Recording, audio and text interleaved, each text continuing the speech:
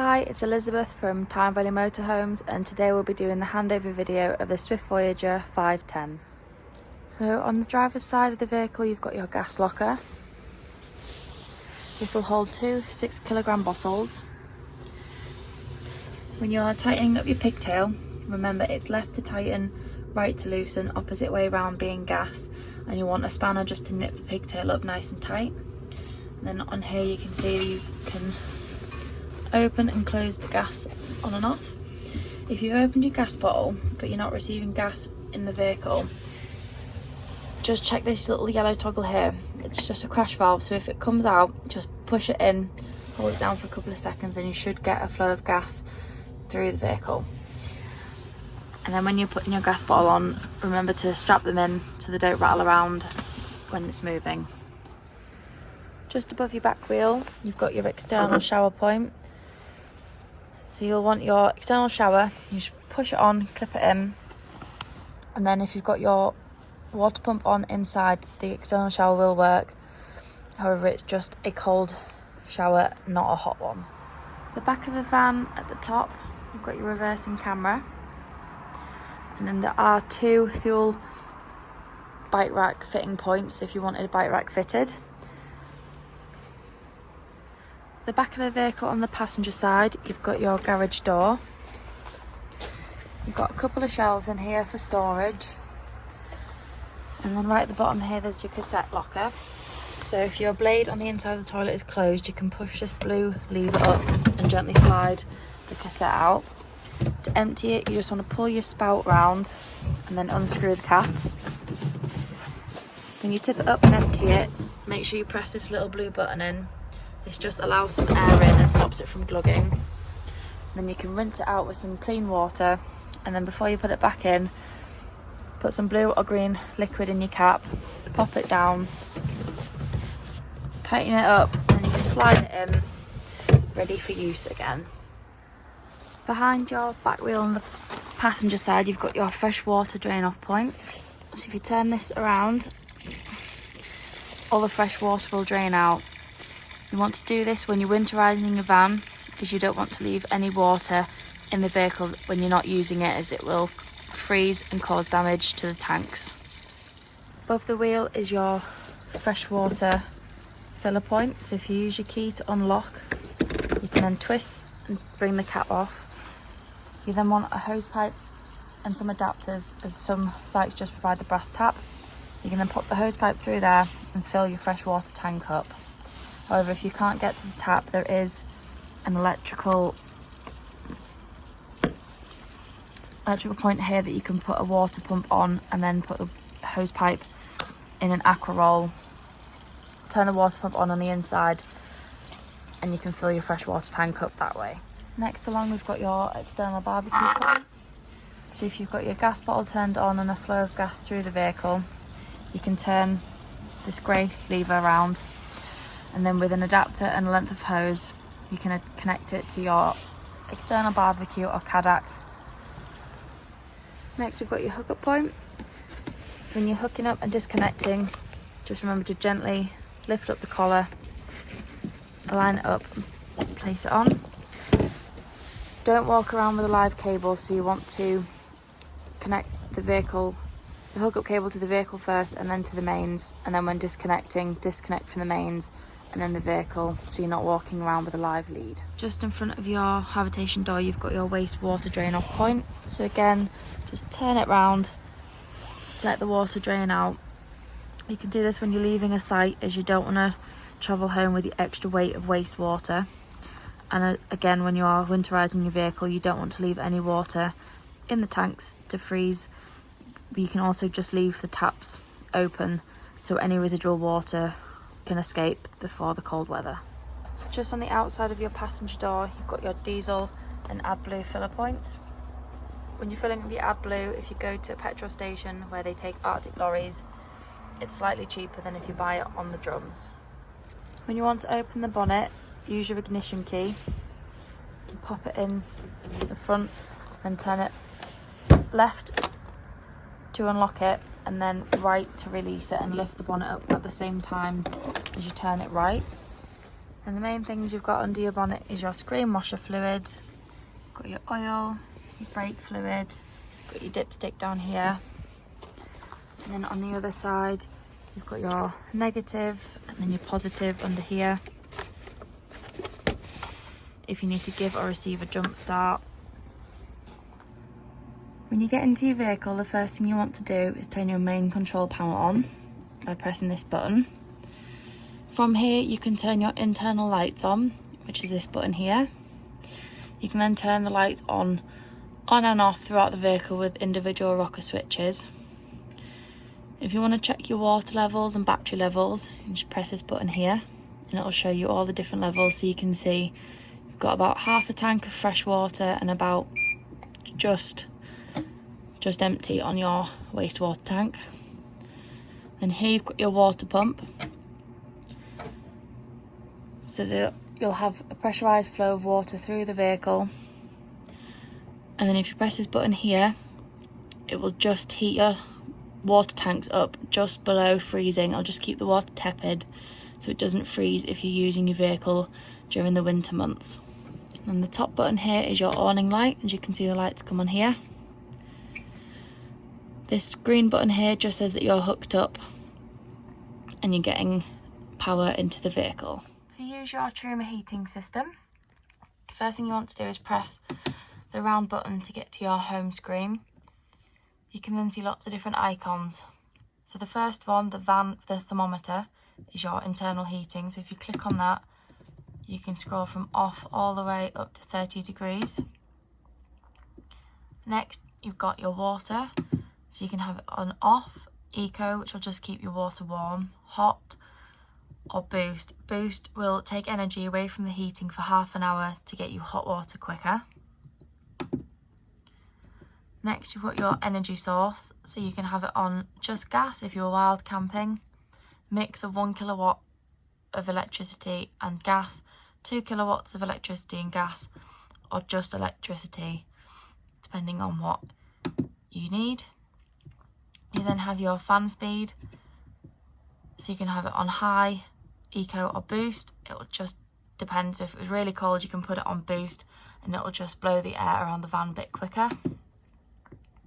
You've then got you can set a timer if you like. You can have your time, you can change that. If you ever get a little warning triangle just here, it just means there's been an error. So if you go to the spanner, click on it and then scroll all the way through to reset and then preset, it will reset the issue and the fault, but then you will have to go through all the options again and set it up like you did in the first place. To turn your Dometic fridge on, you just want to hold the power button down until the blue lights come on. Then from here you can select whatever power source you want by clicking mode. So you can have it on auto, which will pick the best power source it has at the time, or you can manually switch it to vehicle battery, gas or hookup. And then if you want to change the temperature, you just press the little thermometer button. So 1 is about the warmest, 5 is the coldest. When you're first freezing your fridge, turn it up to 5 to get it up to temperature quicker, but then when you've got your food in, turn it down to about 3, as 5 will be too cold and it can form ice in the fridge with the food in. Your fridge does open on both sides.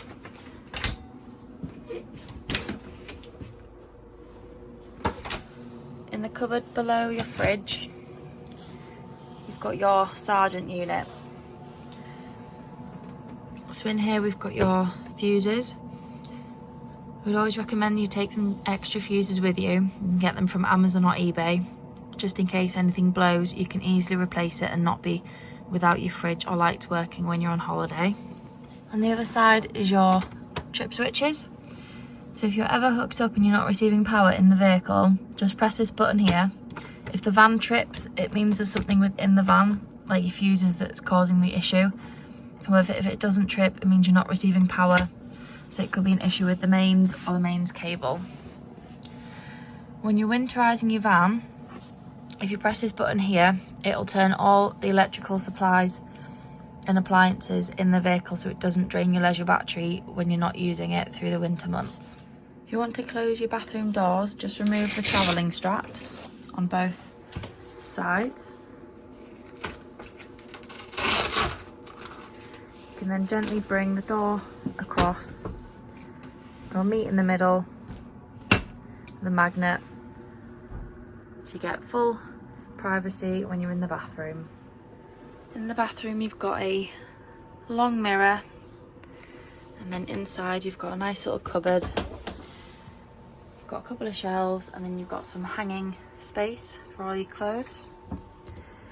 Next you've got the cupboard into the garage area. And then you've got another cupboard.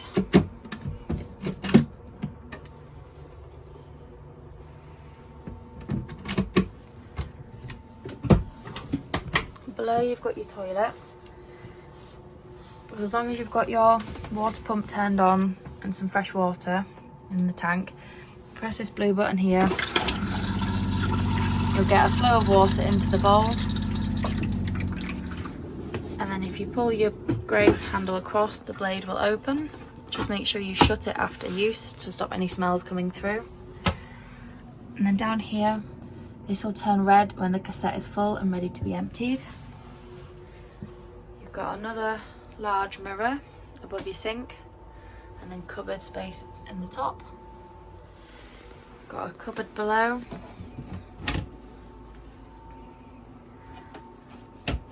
And then you've got your shower. There's a drying rail as well that you can gently pull down if you want to dry your towels or any clothes that have got wet outdoors.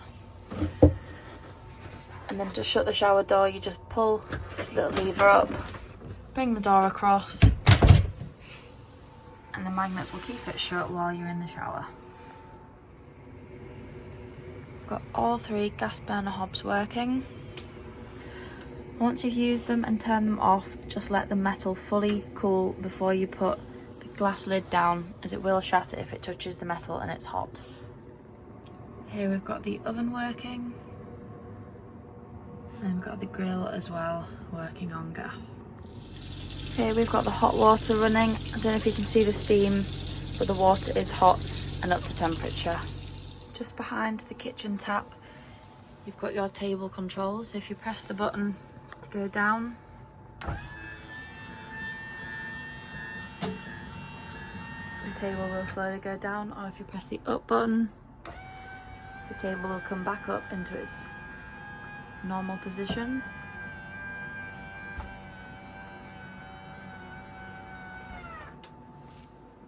When you want to make your dining area into your bed, you want to put the table in its lowest position. You then want to bring the support from the middle of the table out. You can then fold the table over so it fully covers the gap in the middle. You then want to bring the two seat cushions into the middle so they look like this. And then with the backrests, you want to find the bit that kind of dips here, and then this wants to go under the back board, and it just fits in this gap here.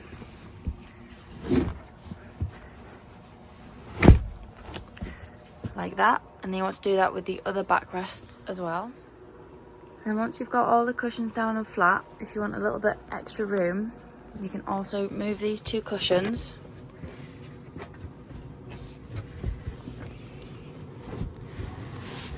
You can then extend the bed slightly. So you want to pull, lift up and pull out slightly. If you want a bit of extra room where these two cushions are, you can pull this base out and then bring the supporting leg down, and then you can put the cushions back in place.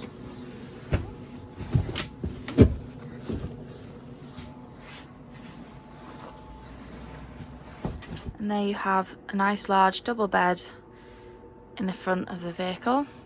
When you want to bring the drop down bed down, make sure that the key is in the unlocked position, which is horizontal, locked is vertical. And then you just press the button and the bed will come down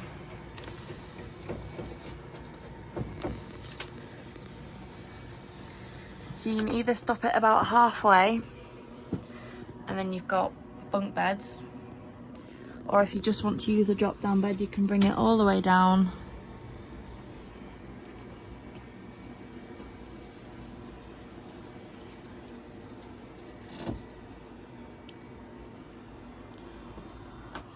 And then you can just climb in without using the ladders, which are kept under the mattress. On the driver's side, under the benches, you've got your boiler. So there's a little yellow toggle down here. If you pull it up, the boiler will drain down. You want to do this during the winter months when you are winterising your van. So if you pull the toggle up and let all the water drain out of the boiler, at the same time you want to open your bathroom and kitchen taps to let all the water run out of the pipe so you don't get frost damage during the colder months. When you want to bring your travelling seats up, if you just turn this dial round, push it back, and at the same time lift the back of the chair up. Once it's in the upright position, you just want to remove this bit of wood so you've got a little walkway so you can get into the chair, and then just undo the seat belt and belt buckle. What was your backrest now becomes what you sit on. The cushion that you were sitting on then becomes the backrest. So you just place that on the backrest, and then the cushion that was the backrest becomes the seat. So you pop that down. Once you've got them in position, you've got your seat nice and comfortable. Then just in front, you've also got a cup holder that just folds down, folds out for your passengers. So in your settings, in the radio settings, you can pick specific things you want to come on. So you can have traffic announcements, you can have news announcements, you can have your radio text, you have your EPG, you can have slideshow, and quite a few others. So if you select them to come on, they will come on. If you turn them off, they won't appear. The next one is clock settings. So obviously here you can change the hour, change the minutes, go from AM to PM. You can either have it on a 24-hour mode or a 12-hour clock, depending on your preferences. You can have your auto time updated, or if you're going on holiday and you want to change it yourself, you can change it automatically or manually. If you want to add your phone to the radio, search for your vehicle on your device and select it once it is found. You can follow the instructions on the radio and on your phone to link the phone to the radio through Bluetooth. You've also got your general settings, so you can change your language, you can change your temperature from Celsius to Fahrenheit. It'll also show your tyre pressures in bar, kPa and PSI. You can turn the beep on and off if you touch things, if you want to. You've got your sync information, you can send feedback, and you can even reset if you want to. Next thing you can adjust in settings is sound. So if we turn the radio up, you can increase different things like your mid-range or your bass. So if you turn your bass up, there'll be a slightly stronger bass sound. You can also change your adaptive volume off, low, medium or high. The next one is display. So you can increase or decrease the brightness.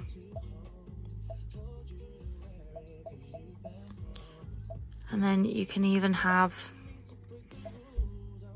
you can pick day mode, which will have the back screen white.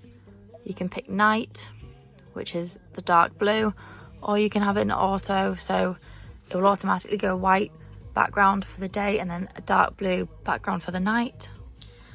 The next one is your vehicle settings. So you've got your serial number, you've got your remote start, if you've got your Ford Pass connected. You can have your wipers set to rain sensing on the screen or off. You can change the brightness of the cockpit. You have dark or all the way up to the full brightness.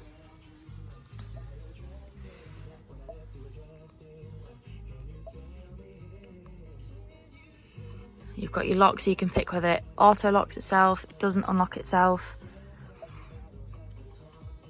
And you obviously turn your passenger airbags on and off. Your next one is connectivity. So you can connect through data or analytics. You've always got your phone to Bluetooth, wireless app projection, and then you've got your Wi-Fi. So next we've got the vehicle hotspot. You can go through different settings through here.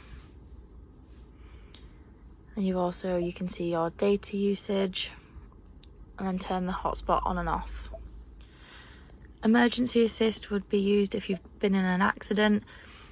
So you can preset it so that if you are in an accident, the device will try and connect you to emergency services through any phones that have been connected or paired to the radio. You can also put your vehicle in valet mode.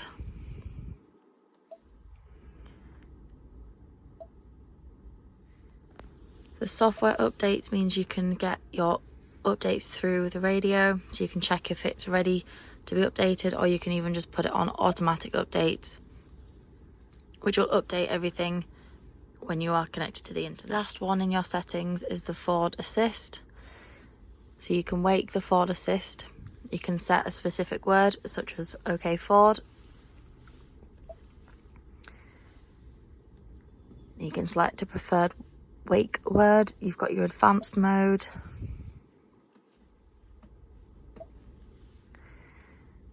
And a couple of other voice command bits that you can look through as well. Next thing we're going to look at is the features.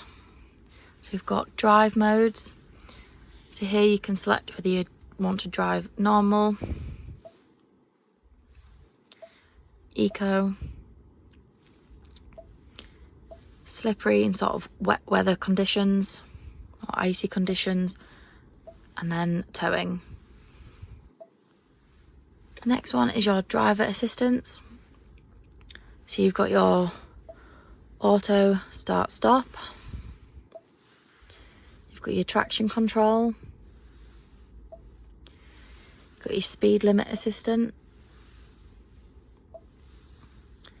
you've got your lane keeping system, pre-collision assist, you've got your rear view camera, you even got wrong way alert, and then finally driver alert. The last one is owner's manual, so you can flick through all the different categories to find the information that you require. The next one we're going to look at is apps. So you can go through your Apple Search CarPlay. for your vehicle on your device and select it once. You have Android Search for your Auto. vehicle on your device and You've got help if you need some help. And you can also search for other mobile apps, but you will need Wi-Fi or Bluetooth to be connected. On the left hand side, it will also tell you your driving. So it will give you out of 100% your acceleration, your deceleration and your speed. If you scroll down, it will show you if you're paired to a phone, and if you scroll down again, it'll just show you what radio station you are currently listening to. If you want to change radio stations, you can easily scroll through, or if you click this little magnifying glass, it will come up with a list of all the stations available, and you can scroll through and find the one you want to listen to. Running along the bottom of your radio is your climate control. So on the far left, you've got your fan speed. So you can have all the way off to 7. You can then turn your AC on or off. You can even pick where you want the air to go, so you can have it on your windscreen, your body, your legs, or you can have it on all 3.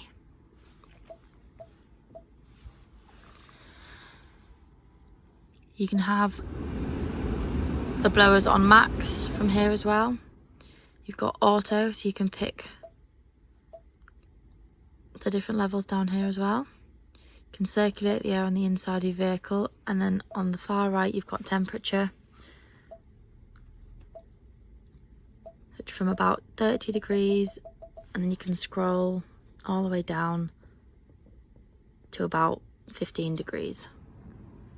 Once you've taken the keys out of your ignition after driving, or if you've just been using radio, it won't turn off with the on and off button. It just turns the audio on and off.